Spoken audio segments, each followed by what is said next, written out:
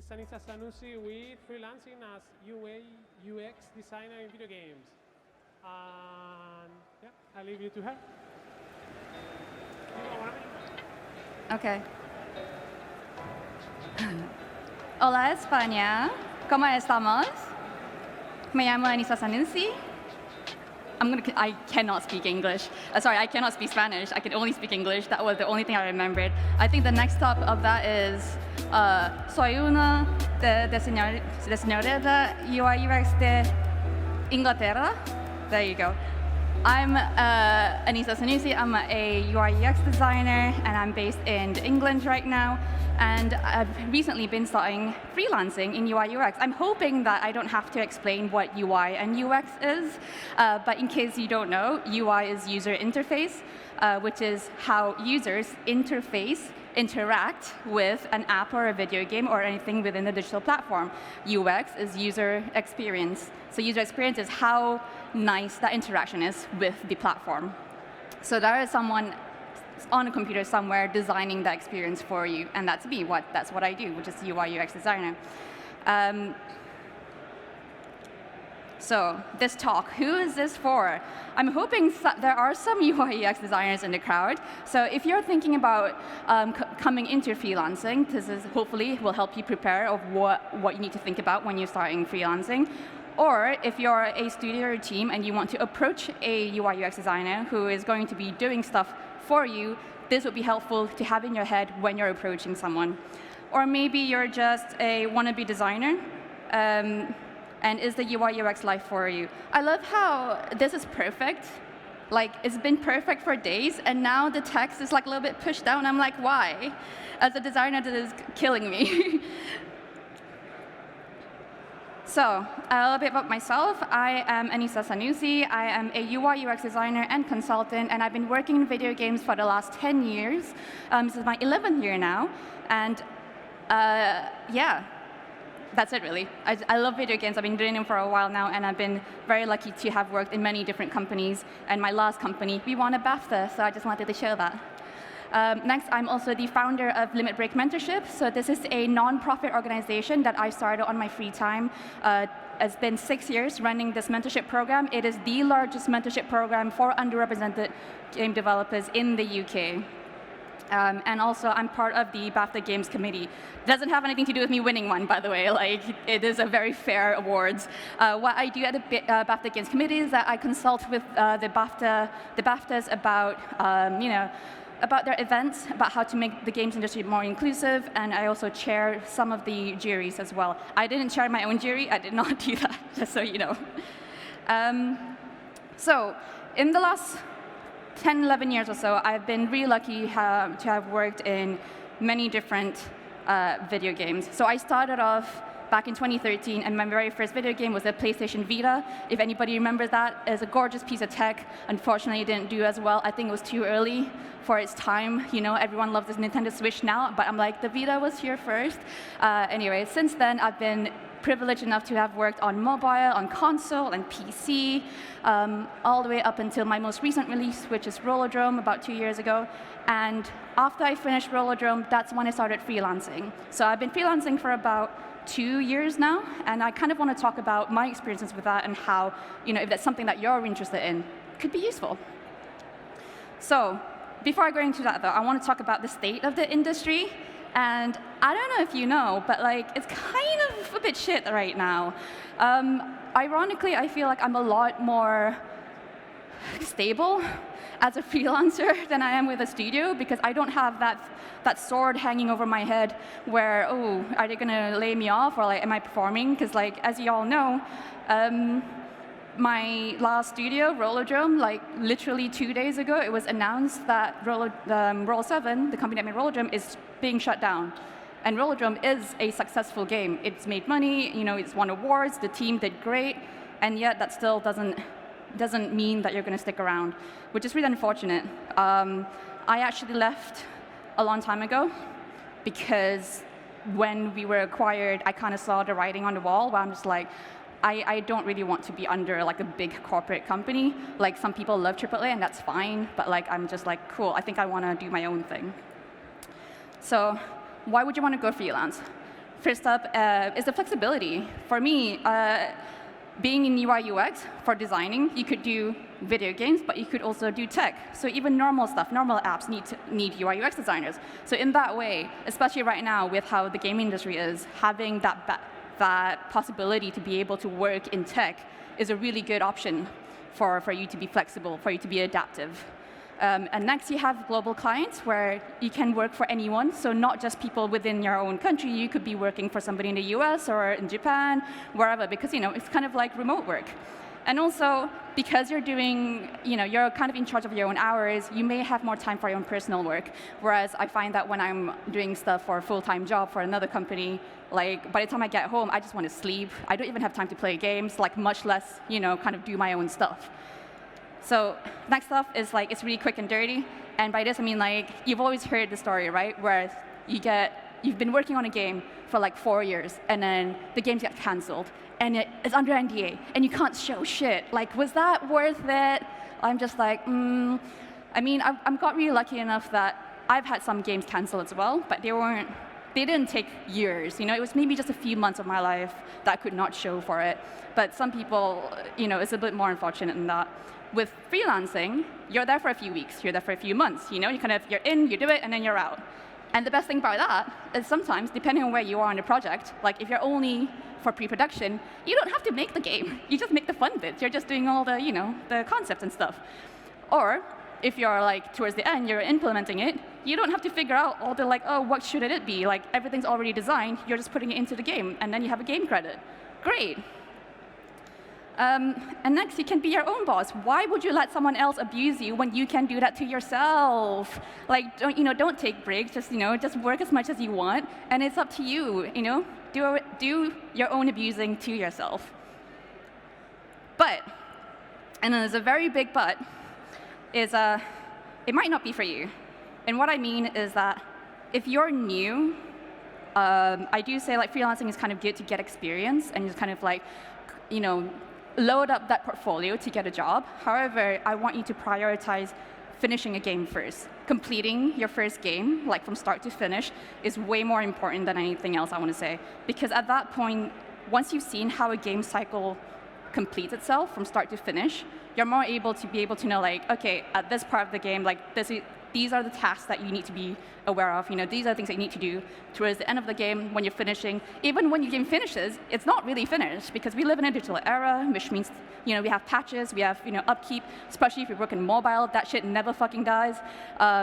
So yeah, I would say having that experience is way more valuable than just kind of jumping straight into freelancing. And the next thing is if you're foreign, and I know I mentioned that you can get global clients. I don't mean that. I mean, if you're foreign and you have the dream to work in a specific country, you can't freelance there because you're going to need a visa to work in that country. So, I'm from Malaysia, I'm Asian, and I want to work in the UK. So I have a work visa to work in UK companies. And once I've gotten my permanent residency, then I went freelancing. So again, this is completely dependent on you. If you never want to leave Spain, you want to be don't leave Spain. This is nice. The weather is nice. Why would you go anywhere else? If you want to stick around, then that's fine. Then you don't have to be holding them on with the visa issue. Okay, so what does a UI UX freelancer actually offer? To understand this, I want to go 3 things. First, we're going to talk about you, the designer. Second is if you are the client or the team or someone who is hiring. And the thing that connects the two of you, which is your project. So let's talk about you, the designer, okay? As you know, UI and UX is actually 2 different things. However, a lot of it overlaps, and sometimes, companies can only afford one person that wears the many hats, and you are the UI and the UX hat, and that's fine. But what does that actually mean? So it could mean all of these things. This looks so much better this morning. I am upset by this. Anyway, just assume I'm a good designer. Anyway, with the UI UX, okay, these are all the things that you might be doing. You might be doing the art, the animation, the logos, the icons. Okay, anyway, all of these things. What I want to point out is you have to kind of know inward, do some self-reflection, what it is that you enjoy doing. Because most likely, the things that you enjoy doing are the things that you're really good at, because you're just naturally spending more time on it. So this could mean If you are more of a UI person, you love the art, you love the animation, these are the things that you want to do more of, or you find projects that you are doing these things specifically. You might lean more UX, where, you know what, for me personally, I can design icons and I can do it, but I find it very tedious. I enjoy problem solving. To me, I feel like I love prototyping, I love doing the research, I love doing flowcharts. And that's part of UX design. And I know a lot of people who are more artistically inclined that, it's documentation. They don't want to do that. And it's fine. There are some people who want to do everything. Fuck these people. Like, they're taking my job. They're too good at it. But they exist, and that's fine. As long as you know what you're good at and how to position yourself as the person that does these specific things. And talking about your clients, I'm sorry, I've been talking a while now. I need something to drink. So talking about your clients, there's many types of clients. So I'm gonna be very general about this. First, we have like individuals or really small teams. This could be, someone who has a project on their free time and they just want somebody to do a little something for their work, or maybe just a small team. So these are the people where like you might be only dealing with like 1 or 2 people at a time. And you can expect that they're not going to have a lot of money, but they want to spend some money. Then you have mid-sized teams. This could be, I want to call like the AA kind of thing, where like you have a really good chunk of people and they have some funding somewhere, so they can spend a little bit more. And then the next group up that is literally just corporations. These are your like big daddy companies like Google or any corporate companies or Disney. I actually have a friend who works for Disney as a contractor because having contractors is just way less costly. Like, you don't have the overhead costs. So he's been working for Disney for 10 years as a freelancer. But the good thing about that is that because they're a freelancer, Disney doesn't really own him. He has more flexibility and allowance to do things outside of his Disney job, So he has this project, that project. But he's got Disney money in the bank, which is great. So the next thing when you want to understand is the state of the project that you're coming into. So if you're a team or if you're hiring for somebody, this is also very important to be clear, as in, where are you right now? So we have pitch work. So these are just projects that are, it doesn't exist yet, but we want it to exist. We need to pitch it to someone, so we need to get some decks. We need to get maybe a prototype, maybe some concept work. I don't know. We are pitching this project. It doesn't exist. We want it to exist. Next is that, oh my goodness, that is so shit. Anyway, pre-production. So as you know, the idea is there. We just need to start like setting it up for actual full production and then release. So the difference with that, when you're doing, let's say, pitch work, at this point, project does not exist. It's like a nebulous form, and you might be doing more of this kind of stuff, where it's a bit sketchy, it's a bit more messy, it's a bit more quick, and you're kind of wireframing your ideas out, in comparison to, say, production, the idea is already there, like the gameplay is already set, and all you have to do is actually make it, So this is where the high fidelity stuff comes in, where you do your animations, your color palettes, everything the bells and whistles of a piece of UI. So as I mentioned, once you know all of this, you can position yourself as a freelancer. That's you.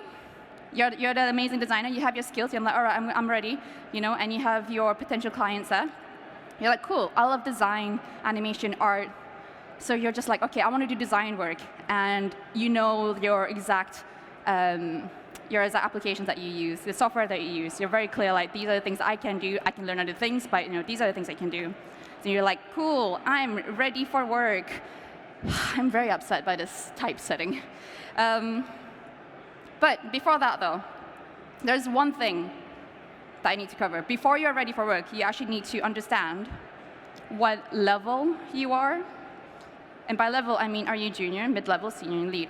And I need to stress this. Titles do not fucking matter when you're freelancing. Nobody cares if you're a senior or principal or whatever. However, the reason titles kind of do matter in your day job in a company is because of salary banding, right? Number one is salary. They want to know how much they can pay you. Number two is the amount of responsibility. And this is the more important thing to do with freelancing. So what that means, right? We'll start with the junior, okay? So as a junior, maybe you're only creating the assets, So you are fully much just designing the thing. You're given a task and you do the task. However, you're kind of new, Like you don't really know how everything works. You're going to do way more mistakes, and that's fine. Like we understand that, okay? That's why we have like little hand icons here. What this means is that we're holding your hand a lot more. We're kind of over your shoulder. We're checking on you, and you are constantly asking us questions. You're asking your boss like, is this okay? Is this what you want? You may fuck up a few times, and that's okay. Which is why you get the small bucks, Like because we know you're learning, we can afford to kind of pay you a little bit lower. If you go one step up from that, which is your mid-level, at this point, your skill set is a bit broader. You may still need some guidance. You still need somebody to check your stuff over, but you're mostly good by yourself. You're quite competent. Like you know your shit. So you can ask for a bit more money from them. However, the difference between a senior and a mid-level is literally this. Like, I can drop you in anything, in anywhere, and you're fine. I know I can drop you here in the deep end, and you're swimming. In fact, you're swimming really, really fast. I know I can just be like, hey, I don't have to describe as much things, I don't think.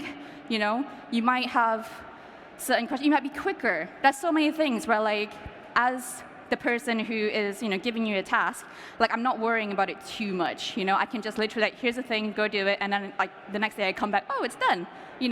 Maybe one or two notes, but that's about it. Whereas if you're, a bit lower in here, it's a bit slower, a bit more guidance, so it's a bit more of my time as a person that is employing you.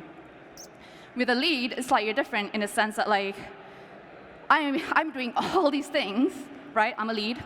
I'm doing all these things, but I'm also literally doing part producer job, part whatever job that does all of the documentations and scheduling, and I'm also the person in between, like my team and the client, the boss, the big boss man, So every time you do like presentations, when you're talking about this is design, this is why we designed it, this is why it's blue or orange or whatever, like that job of presenting the idea to the stakeholders, that's a really big job, and that is called client management. So as a lead, like, I am doing all of this, where like maybe I'm doing less of the actual like asset production or what have you, but I'm spending more time making sure things are on time, that I'm art directing, I'm directing the other UX designer, and I'm talking to the clients, and I'm talking to the big boss man, because these guys, they might not be technically minded, and we have to translate that to them. It's a whole other job where you could spend like a whole week creating the prototype, but you might need another whole week just making a deck, a presentation deck to explain the prototype that you were making, and that's a whole other job in itself. And this is also why you get the paid big bucks. Anyway, back to freelancing. So as I mentioned, titles do not matter. However, it helps in a way for us to gauge how much responsibility can we give you, and how much guidance do you need from me, and how much do you think you're going to be worth, right? So it's also helpful if you have some guide from, say, in your local country, how much is your pay band as a mid-level, and then you can translate that into freelancer money, like what's your hourly rate based on that? What's your monthly rate or your retainer day rate? Sorry, that's the word. Cool. Now you're just like, awesome, I think I know where I am. And you're like, I'm a senior. That's amazing. So what happens here is that you're like, yeah, I'm ready for work. Well, technically, you're ready to negotiate. Negotiate what? Negotiate your deliverables, your duration, and your rate. So what this means is that you want to know exactly what it is that you're delivering to your client. Because when someone says, I need UI done, I'm like, okay, cool, what does that mean? Does it mean like it's in Unity, like in Engine, or do you just want some pretty pictures, some concepts? Or just, are you just here to for me to figure out like some problem that needs to be solved? And next from that is duration. So with duration, it is like, how many days per week, how many weeks total, is it for like a whole year or more or less, and can I fit other projects in, or do you want me like the whole week? And also, depending on your level and how quick you are, like for me, I can negotiate less time in a week because I'm very quick. And the clients know that I'm quick, so they don't have to employ me for 5 days a week. I can do the same thing, the same amount of work, for 3 days. And with rate, as I mentioned before, it's easier to calculate backwards if you already have an idea of like what level you are and what that general going rate is, and then you calculate backwards into, okay, divide by this, divide by that. That's your daily rate. So I don't have like this. In itself could be a whole talk in itself, but I don't want to do it because I'm tired. But the idea is that you can definitely look for sources online about calculating your day rate, and this is very, very different based on where you are, what your work is, your cost of living, because I'm sure like even if you're in the same country, like for me, I'm from England, if I lived in London, it's so much more different than say living outside of London, like Manchester in the north, where cost of living is much less. London is very expensive, so my day rate is going to change from that. So it's going to be the same anywhere else in the world. If you're living in the capital or you're living with your mom, doesn't matter. Only you know yourself. So with that in mind, I'm going to give you some examples of how I've been doing my freelancing stuff in the last few years. So for me, remember I said, like, what is the stuff that you like doing? This is the stuff that I love doing. I love it when the big idea man comes to me and be like, Anisa, I've got an idea for a thing. I'm like, okay, cool. What do you want? So like, I need you to like make it make sense. And I'm like, cool. What that means is that you have a game idea, or you have if you're in tech, there's a problem, and then the tech is the solution to that problem. However, this is where we come in. Like, the users need to know how to interface with that tech to be able to use it. User interface, get it? So for me, when it will come here like, here's a bunch of documentation, here's all the things, this is how it works, and the lore and the blah, blah, blah. And I'm like, all right, cool. I'll spend a few days literally just going through text and documentation and understanding what it is. And I do this. I put it in a flowchart. I fucking love flowcharts. So with flowcharts, right, it's essentially part app flow, experience flow, part like site mapping. So, when your device has all of these different screens, so you have your home screen, your pause screen, I don't know, if it's a shooter, it's going to have a HUD, it's going to have does it have a loadout? Can you change your weapons? Can you change your skins? I don't know. It depends on the game, right? But if it does or does not exist, this is where we kind of figure it out. And the best part about being this early in a project is that because it's not final, I don't have to problem solve till the very end. It's very much like I'm problem solving to the point where we can start a prototype on it. And by prototype, I mean this. With Figma, I can essentially really, really quickly prototype it. I don't know if you were here for Lee Alexander's talk earlier today, where she was saying how you want to have a system where you can do this a low latency thing, where like you can put stuff in and see how it works really quickly. Okay, because when you're putting stuff into game, it takes a while. You have an idea, you put it in game, and then you have to like compile it, and then you have to wait and then see if it works, and then do that process all over again. So this is the beauty of prototyping with UI specifically, is that I have an idea, I'm gonna fucking do it really quickly. It might not look great, whatever, but with UI it's about interaction. With UX it's about like finding out where the pain points are, and it's great doing it using Figma. And the best thing about Figma is that you can actually give this to clients and be like, here, try the game, or like try this app. And they'll click through it like it's a real thing. And they'll be like, oh, wow, this is great. Yeah, cool. I'm like, cool, nice. Give us the money and we'll make the entire app. So for me, this is the best part of UI UX. However, I also I don't like finishing things. So sometimes I just don't want to hang around projects. Like by the time we're done with the prototyping phase and they go into full production, that's the handoff period for me, where they're like, okay, cool, we have a separate team doing this, so I'm doing documentation of all the workings that we've already done and give it to the next team for them to start building on. So I'm leaving little notes, I'm making sure all the links are live, and then I'm done. And then I'm like off to my next project where I'm doing this all over again, but for a different project. And I have ADHD, meaning I love new projects. So this is amazing for me, where I'm only on a project for 3 weeks, 3 months, whatever it is, it's brand new every time. Next, we have just to talk about my clients. Essentially, you have somebody approaching you and be like, hey, cool, I really like your work. Could you do something? And I'm like, cool, let's do that. And what happens is that you kind of build up a bunch of people where they know that you're good at it. And what happens now is that I realize a lot of my clients actually have their own clients, as in they are contracted by these other people to do the work for them, and I'm just part of that group. So what happens is that I'm kind of presenting my work to these stakeholders up here. They're the actual big boss man with the money, And these are they're like my colleagues rather than my boss, whereas some relationship is more direct, where it's a one-to-one, you are my boss, you are the person that we're trying to impress, whereas I'm not trying to impress these guys, even though they're hired me, I'm impressing those guys. And at the moment, I have this really funny cycle where these guys were so impressed with my work that the next time they had something, they came to me directly. And they're being contracted by even bigger guys with the big daddy boss man money. And I'm kind of just sitting there, cool. And the idea with that is that with all of these different setups, right, one project, I might just be a regular person. I'm just a team member. I'm just here to do the thing, create it, give it to you. In this case, they're contracting a whole bunch of designers, and now suddenly I'm the design lead.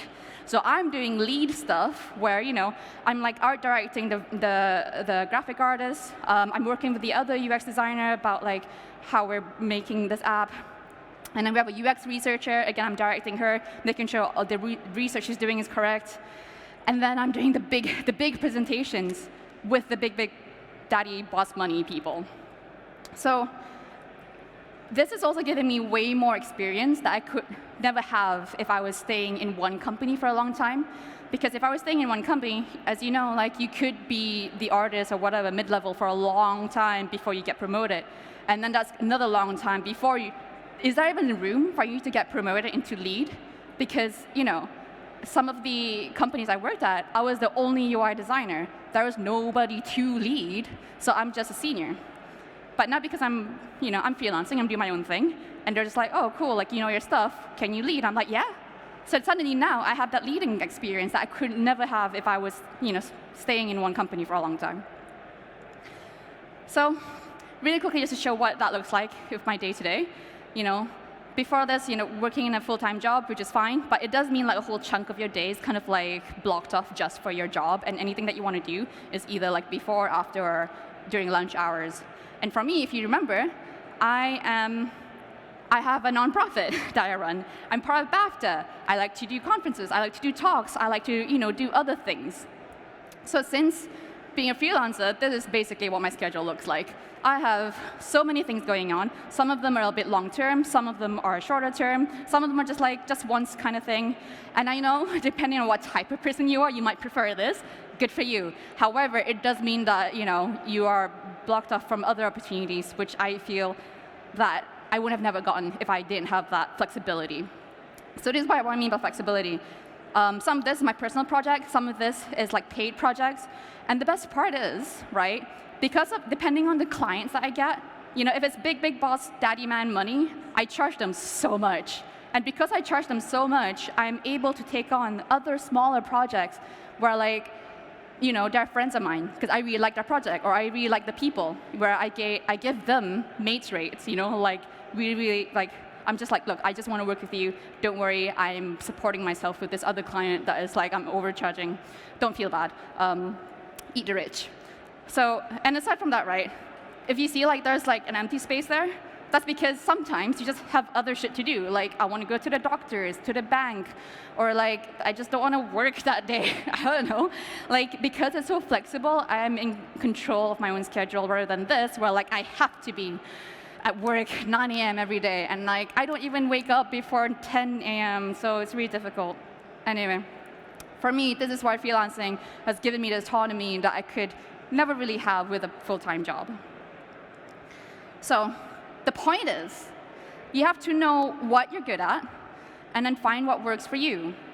I'm not saying that a full-time job is shit. Like, in fact, I think there's a statistic somewhere that in video games, 80% of people who are in video games are in full-time work. That is kind of the basis, a lot of work of that. So, the other 20%, it is very much a privileged position to be in. However, depending on where you are right now, if you're unhappy with like having, working a 9 to 5, this might be a good thing for you. And at the same time, if you like UX more than UI, then position yourself as that person. It's kind of like dressing for the job that you want, where for a long time, I kind of pretended that I was a super cool UX designer, and eventually people thought that I was. Of course, I had the experience to back it up, but again, this is more of a imposter syndrome issue, which I know all of you have. We're game developers, obviously we have imposter syndrome, but the idea is that you want to push through that, You want to push through that, build up your portfolio, and then build up your confidence, and soon the job will come in. Will just come rolling in, because again, I could have had a whole talk on just how, to talk about like finding jobs in itself, where with your portfolio, or is it online? I don't have a portfolio. Funny thing, I have a portfolio PDF that I send through emails if they request it, but I don't have a website because I'm lazy. I just don't have the time to do it. But however, a lot of the work that comes to me is through DMs. Again, it's kind of like who you know, not what you know. It's very true in a sense that like a lot of these people, they've kind of seen me around because I'm very loud on Twitter, on Instagram, where I'm constantly showing like my work or showing the things I care about. And it's in the DMs that they go like, hey, you want to chat about this project? I'm like, cool, yeah. Obviously, not all projects come through. Some projects do fall, and that's fine. Like, there's this concept of fate. Sometimes it's just not for you, and that's okay. Opportunities is not limited. It's not finite. Just because something doesn't happen now doesn't mean you're not going to get like a even bigger opportunity later on. Like literally, this week I had one job fall through. And then this morning, somebody just got on a call with me like, hey, we're going to need somebody for a few months. And I was like, oh, okay, cool. And it's a much better project than the one that did fall through, So in a way, I'm like, chilling. I'm going with the flow. But yeah, that's kind of it. So thank you so much. I ended this a lot quicker, because I didn't want to ramble too much. I get a bit nervous about that. But I am at Studio Anisa on all social platforms. So that's Twitter, Instagram, and also LinkedIn. Do not fucking email me. I hate emails. I do not read them. Otherwise, you can also say hi. Cool. So now we have some time for questions. I am nervous because if you don't have questions, that means this was really boring. Where are the people here? Should we open it up for questions? Okay, does anybody have any questions? We have one at the back there. We have two in the back there.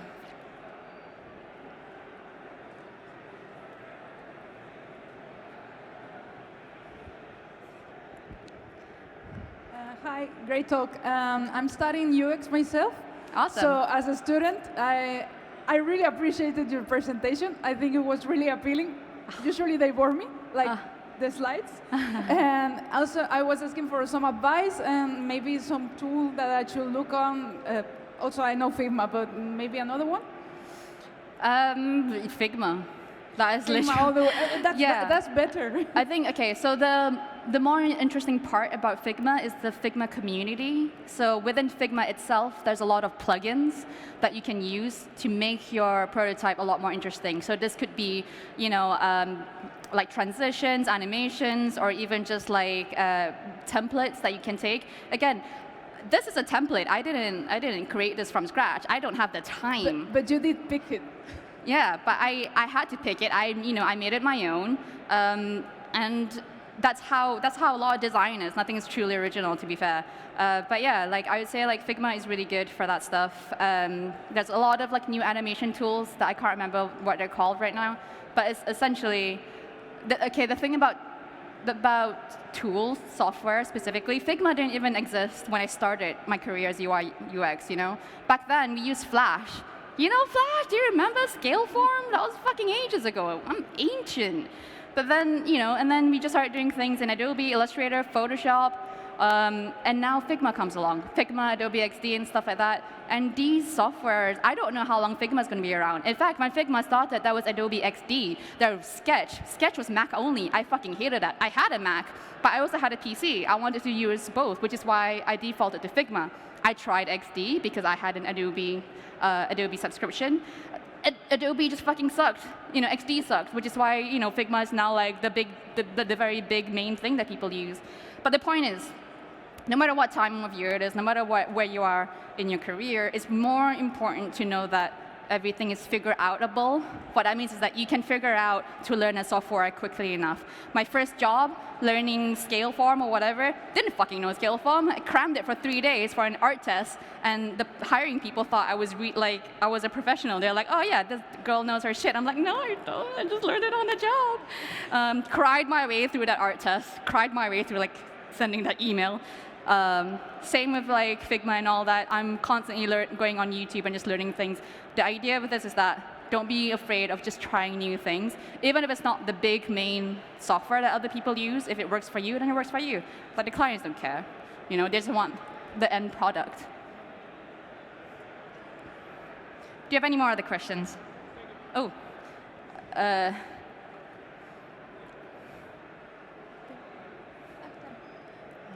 Hello.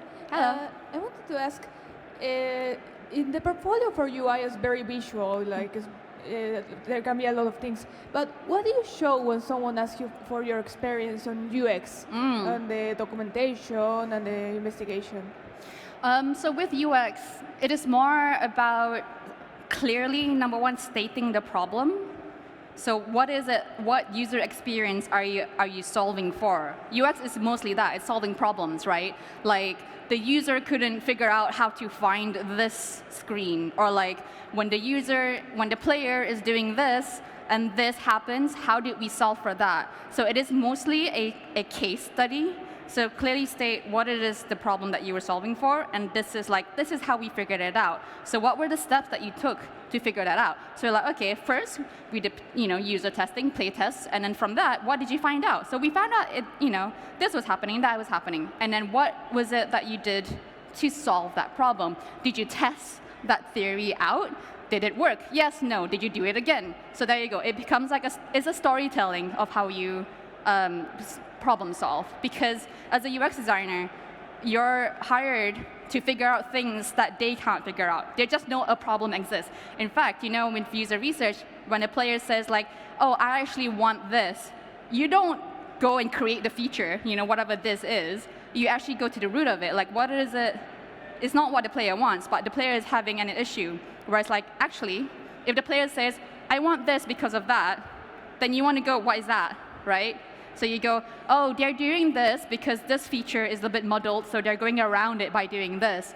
So maybe your solution is to fix this feature rather than create a whole new other feature, So that's what UX is, right? So it's kind of like telling that story on your portfolio of this was a problem, we figured it out, players were saying this, and we actually thought, that's not it. So, okay, really good example is there's an airport where once the plane landed, the baggage claim was right next to where the exit is, and people were complaining that the baggage was taking too slow. They were waiting for a long time, and so you might think oh, maybe we should speed up, getting the baggage to baggage claim or whatever.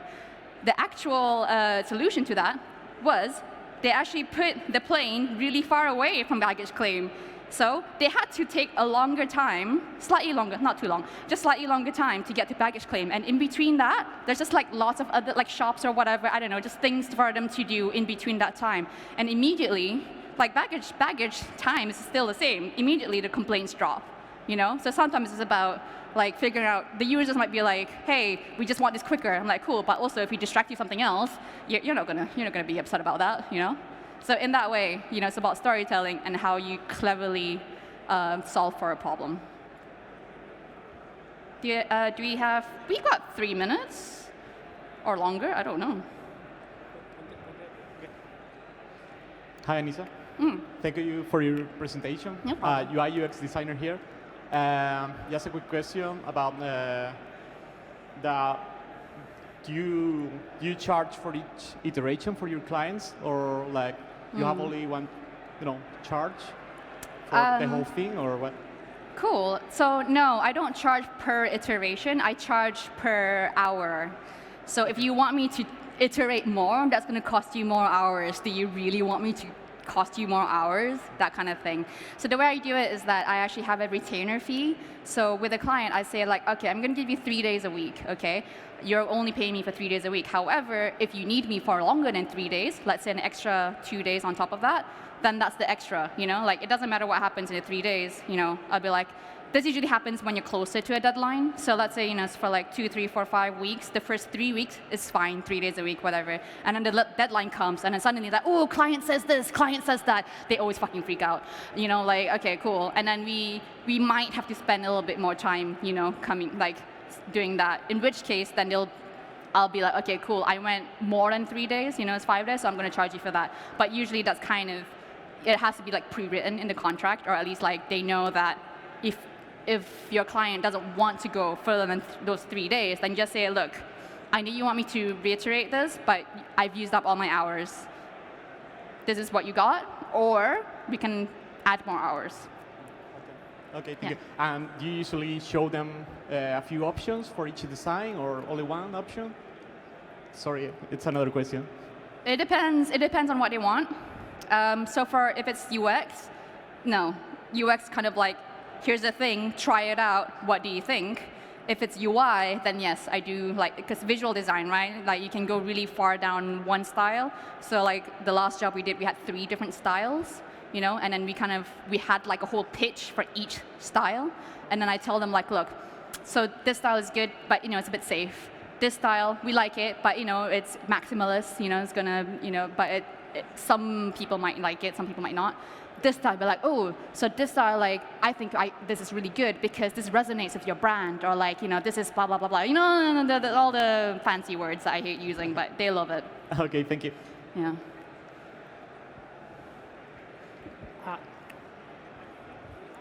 One more question, if you Yeah, want. yeah, Okay. yeah. One last question. For one more question.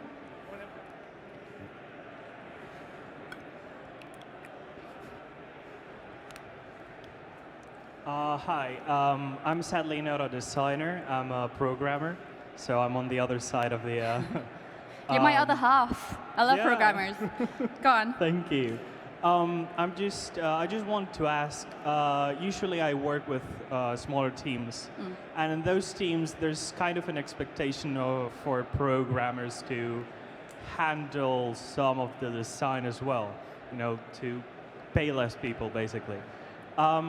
Would you say this is usually the case in bigger companies where programmers should at least know enough about design to communicate with the designers? So no, designers are supposed to design. It's literally in the title. Programmers are supposed to program. Again, that's the name of the job. So if they're making programmers design it, they're taking the fucking make out of that.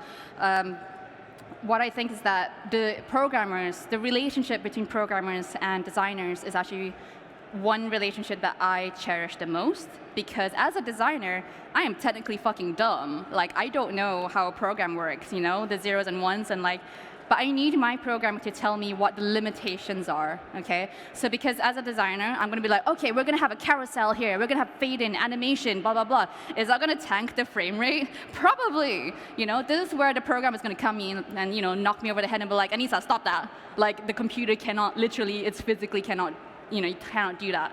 So in that sense, the relationship between a programmer and designer needs to be really strong, where like, I'll probably do a mock-up, and then I'll show it to the programmers, and they'll be like, yeah, no, we can't do that, which is an annoying response, I'll be fair, but again, it's a bit of back and forth. I'll be like, ooh, like, what if we did this instead? What if we did that? So it becomes a collaboration where they're not necessarily designing, but they're informing my designs to make sure that it actually works, because it doesn't fucking matter how pretty your designs are if you can't fucking build it, Again, the prettiest UI, if it's not responsive, it doesn't do the basic thing of like what you want it to do, will be instantly fucking shit, no matter how pretty it is. So in that sense, I would say like programmers are there to help inform the design. They're not meant to actually design it, I think with programmers, they're fun. Sorry, you're a programmer, so I'm talking to everyone else here. With programmers, the fun is in problem solving of how to achieve the effect that the designers want to get, through the design. Because for us, we're visual creatures. We just want to make this look good. We want to feel good. But it's the programmers are the ones who are actually making it work, Like literally Freya, the last talk, was talking about lerp smoothing, and I'm like, I don't fucking understand shit. But that is a nice line. Thank you, Freya, Same thing. But yeah, I hope that answers the question. Just thank you very much. I'll be sure to tell my boss all about this. You want me to talk to your boss? I'll be like, what the fuck are you doing? I'm happy. What is he gonna do? Fire me? Anyway, sorry. But yeah, thank you so much for coming to my talk. I'm so sorry the text was offset and not in sync, but it was a bit rambly. However, it was really nice chatting to you all. If you have any questions, I'll be around. I'll be around at tonight's after party as well, and I'll be around tomorrow. And I'm definitely on social media. Do not email me. Thank you.